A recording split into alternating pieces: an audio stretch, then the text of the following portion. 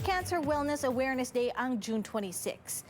Ang isang kababayan mula Quebec nagbahagi kung paano hinarap ang karamdaman. Panuorin ang kwento niya sa ulat ni Pat Fernandez.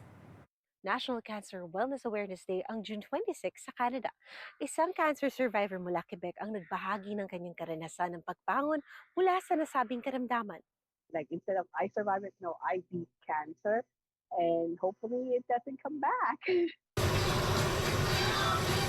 Hulyo 2024, namadiagnose si Michelle Cañete na may high-grade serous endometrial cancer sa Montreal.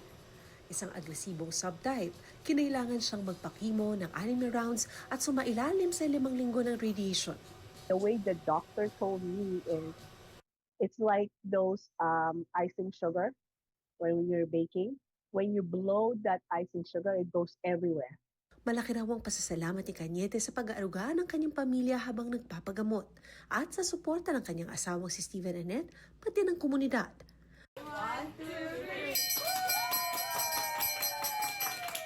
Paalala niya, regular na magpa-check up kahit minsan pawala-wala ang mga sintomas.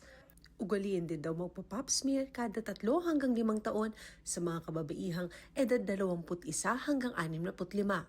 Pag nag-shed daw ang endometrial cancer cells at napunta sa cervix, lalabas raw sa pap smear ang abnormal na cells at maaalerto ang medical team para magdagdag pa ng tests. That you need to take care of yourself because as mothers, we tend to like, okay, we take care of our children, our family first, and then if we feel a little pain here and there, we said, oh, that will pass, right?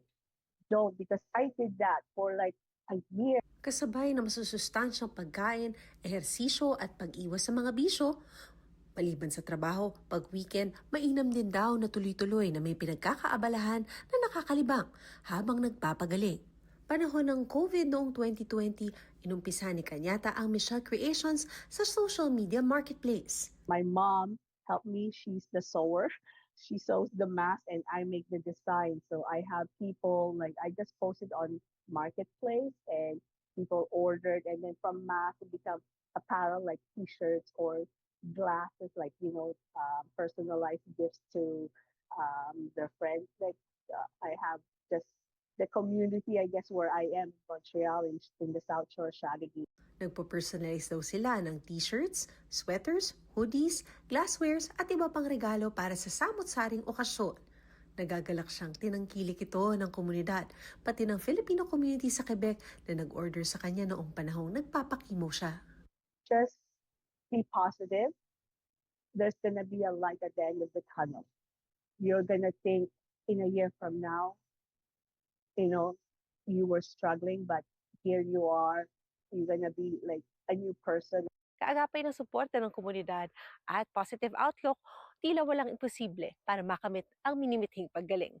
Pat Fernandez, Omni News, Vancouver.